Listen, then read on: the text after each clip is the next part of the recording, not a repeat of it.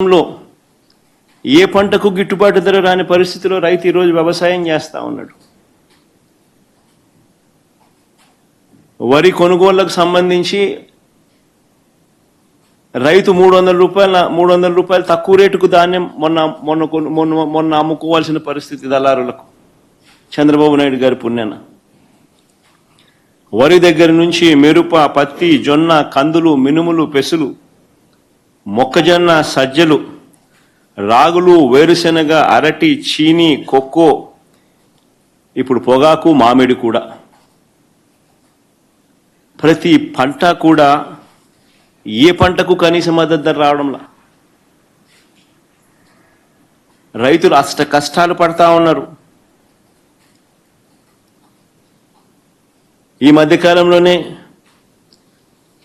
పల్నాడు జిల్లాలో 2 ఆత్మహత్యలు పొగాకు రైతులకు సంబంధించి పల్నాడు కొండేపిలో జరిగితే 2 రోజుల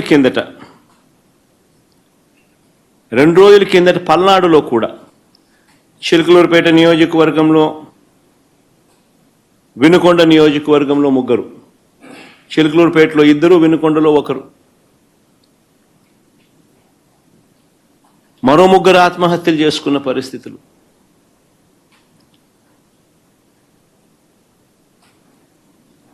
ప్రకాశం జిల్లాలో మన కళ్ళ ఎదుటే ఒక 2 ఆత్మహత్యలు జరిగితే మరో 3 ఆత్మహత్యలు కళ్ళ ఎదుటే కనిపిస్తా ఉన్నాయి. అయినా కూడా ఈ ప్రభుత్వం పట్టించుకునే పరిస్థితి లేదు. అయినా కూడా రైతులకు తోడుగా నిలబడే కార్యక్రమం అంతకన్నా జరగడం లేదు. ప్రజల సమస్యల పట్ల ఎవరైనా కూడా గొంతు విప్పితే చాలు చంద్రబాబు నాయుడు గారు నోట్లో నుంచి వచ్చే మాటలు ఏ స్థాయిలో ఉన్నాయనంటే భూస్థాపితం చేస్తాడట. ఆశ్చర్యం కలిగించే విషయాలు. 76 ఏళ్ల వయసు ఆయన, 76 ఏళ్ల వయసులో ఉన్న ఆయన ఒక ముఖ్యమంత్రి స్థానంలో కూర్చొని ఉన్న వ్యక్తి ఒక టీవీ ఇంటర్వ్యూలో మాట్లాడుతూ ప్రతిపక్షాన్ని భూస్థాపితం చేస్తాడంట. ప్రతిపక్ష నాయకుడు పేరెత్తి ఆయన ప్రతిపక్ష నాయకుడిని భూస్థాపితం చేస్తారంట.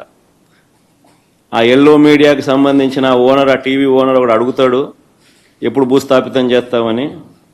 ఈయన అదిగో మొదలు పెట్టేశాను, చేస్తా ఉన్నాను, త్వరలోనే చేసేస్తాను ఈయన అంటాడు. ఆశ్చర్యం. 76 ఏళ్ల ముసలాయనైనా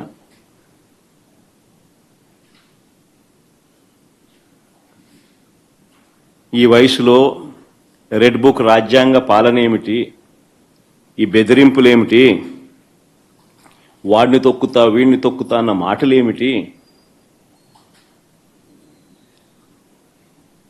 ప్రజలు ఏదో దేవుడు ప్రజలు దయదలిచి ఏదో అధికారం ఇచ్చారు.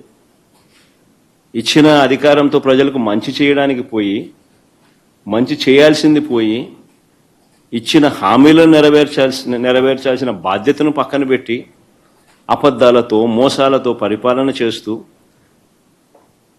వాటి గురించి ఎవరైనా ప్రశ్నిస్తే భూస్థాపితం చేస్తాను అనే మాటలు మాట్లాడుతూ ఉన్నాడు ఈ వ్యక్తి.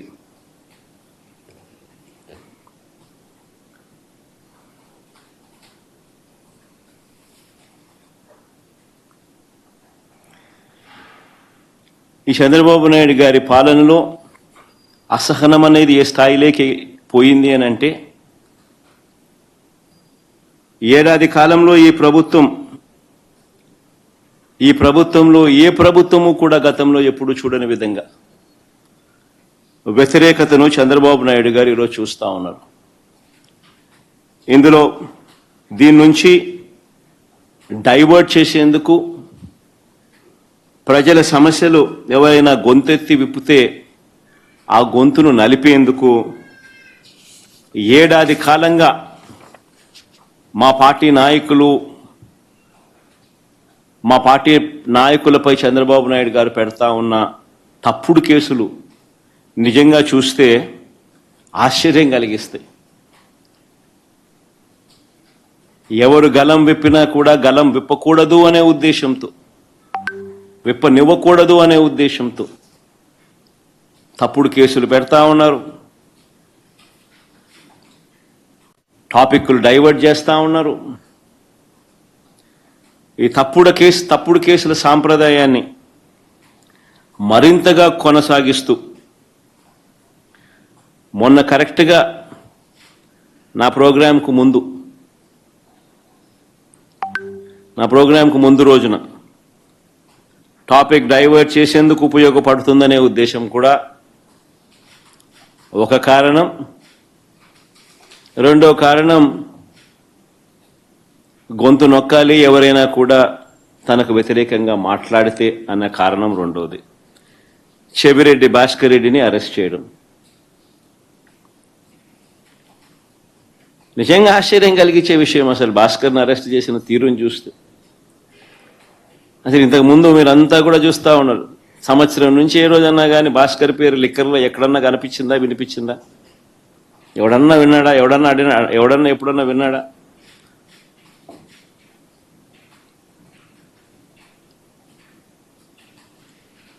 భాస్కర్ని ఇరికిచ్చేందుకోసం తప్పుడు సాక్ష్యాలను క్రియేట్ చేస్తూ ఉన్నారు.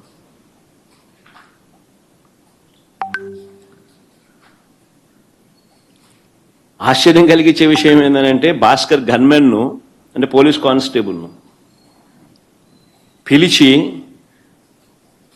భాస్కర్కు వ్యతిరేకంగా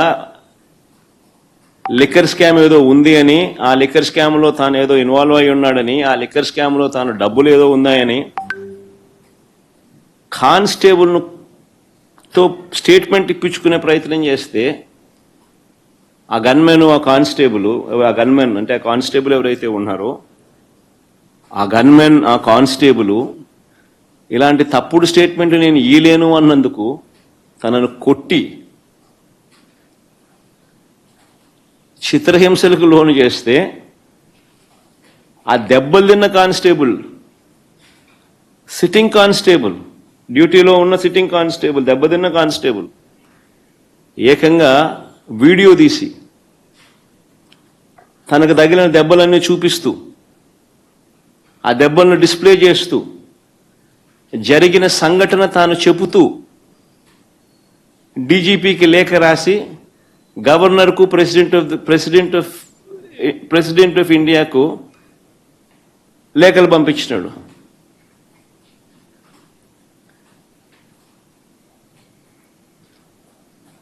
కోర్టులో కేసు వేసినాడు. నిన్న ఆ కేసు హియరింగ్ కూడా వచ్చింది.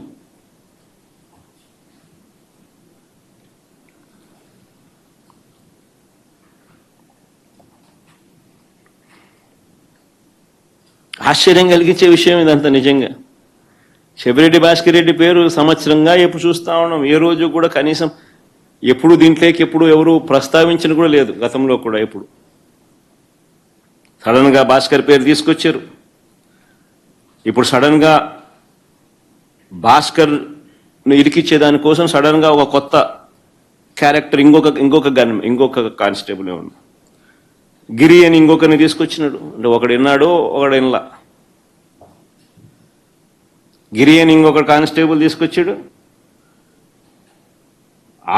ఆయనతో గిరి అనే వ్యక్తితో భాస్కర్ మాట్లాడినాడంట. ఆబ్వియస్లీ తన దగ్గర ఉన్న గన్మెన్ ఎవడైనా కూడా మాట్లాడతాడు. ఎక్కడికి పోతున్నావు, వస్తున్నావా, ఎక్కడున్నావు, వస్తున్నావా, ఎప్పుడు వస్తున్నావు, ఏం చేస్తున్నావు, నేను ఇక్కడికి పోతున్నావు, నువ్వు ఎక్కడున్నావు, ఏదో మాట్లాడి ఉంటారేమో. మామూలు సహజంగానే జరుగుతాయి. మన మాదిరి నాకు తెలిసిన నా మాదిరి ఇంతమంది గన్మెన్ ఉండరు కాబట్టి, ఉండేది ఒకరికో ఇద్దరు ఒకడో ఉంటాడు కాబట్టి వీళ్ళు ఎక్కడికైనా పోయేటప్పుడు వీఐపీ పోయేటప్పుడు నువ్వేడుండవు స్వామి, నువ్వు వస్తున్నావా, వస్తే ఇద్దరం కలిసిపోదామని చెప్పి మామూలు ఎవడైనా మాట్లాడుకుంటారు. నేను ఆశ్చర్యం చెప్పేది ఫోన్లో మాట్లాడిన ఎక్కువసార్లు ఫోన్లో మాట్లాడినారు. అంటే నీ డ్రైవర్తో కానీ నీ ఇంట్లో ఉన్న ఎవరితో ఉన్నా కానీ నువ్వు ఎక్కువసార్లు మాట్లాడితే చాలు. ఆ మనిషిని పిలుచుకొని రావడం, ఆ మనిషితో ప్రలోభాలు పెట్టడం, ఆ మనిషిని లేదా భయపెట్టడం, ఆ మనిషితో తప్పుడు స్టేట్మెంట్లు నీ ఇష్టం వచ్చినట్టుగా ఇప్పించడం, ఆ ఇప్పించిన స్టేట్మెంట్ ఆధారంగా ఈయనను అరెస్ట్ చేయడం.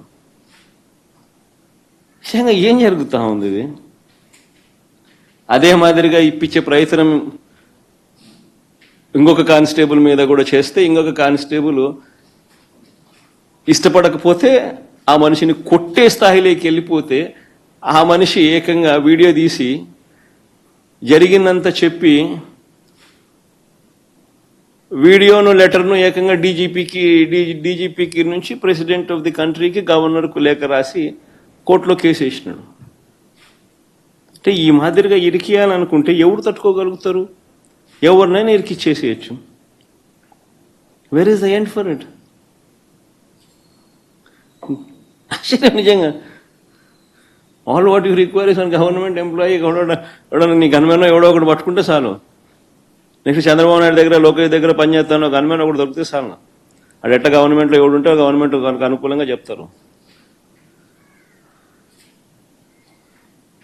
అంతే ఇంకా ఆ మనిషి ఆ మనిషి దగ్గర పనిచేస్తానంటే ఈ మనిషి ఆ మనిషి మీద వ్యతిరేకంగా చెప్పేస్తాడు. ఆ మనిషి ఆటోమేటిక్లీ ఆ మనిషి మీద నీ ఇష్టం వచ్చిన ఆరోపణ చేసేయచ్చు, మనిషిని ఎత్తుకొని వచ్చి జైల్లో పెట్టేసేయచ్చు.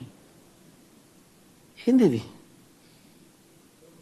నిజంగా భాస్కర్కి జరిగిన పరిస్థితిని కానీ లేకపోతే ఈ లిక్కర్ కేసులో జరుగుతూ ఉన్న దర్యాప్తు ప్రక్రియ కానీ ఇవన్నీ కూడా చూస్తే నిజంగా సామాన్యుడు ఎవడు బతకలేడు. ఎవిడెన్సెస్ అనేటివి నువ్వు క్రియేట్ చేస్తూ ఉన్నావు, మ్యానుఫ్యాక్చర్ చేస్తూ ఉన్నావు.